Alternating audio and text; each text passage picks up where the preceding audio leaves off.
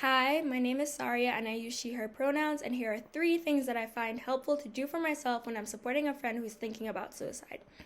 The first thing I do is that I try to make sure that I'm in a good mental space to receive this information.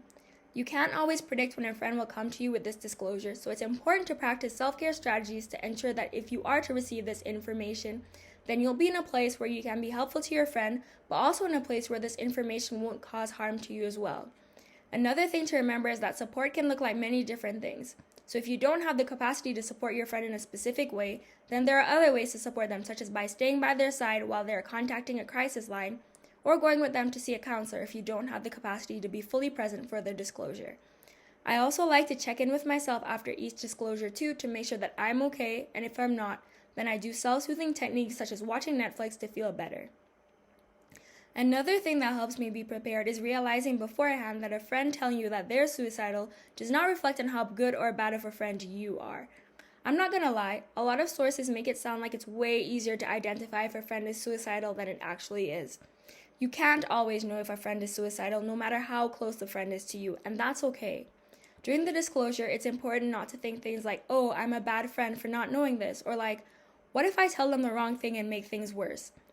All you have to do is focus on listening to your friend. If you're focusing on yourself, then you won't be fully present in the moment and you won't be able to offer the best support that you can. When I was doing crisis responder training, the best advice I was given is to just listen and be there. Don't worry about messing up. And the last thing that helps me feel prepared to support a friend is taking different mental health and suicide prevention trainings.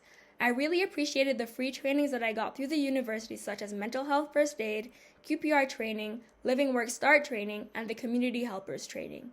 I decided to do these because I felt like they could help me be a better supporter to others. They also didn't take very long to do, so I figured there was no harm in taking them. Although you don't need formal courses like this to be a good supporter, I did find that they made me feel more confident in being a good supporter. I also familiarized myself with mental health resources, as well as I know where to find these mental health resources on our campus website too, which is really helpful.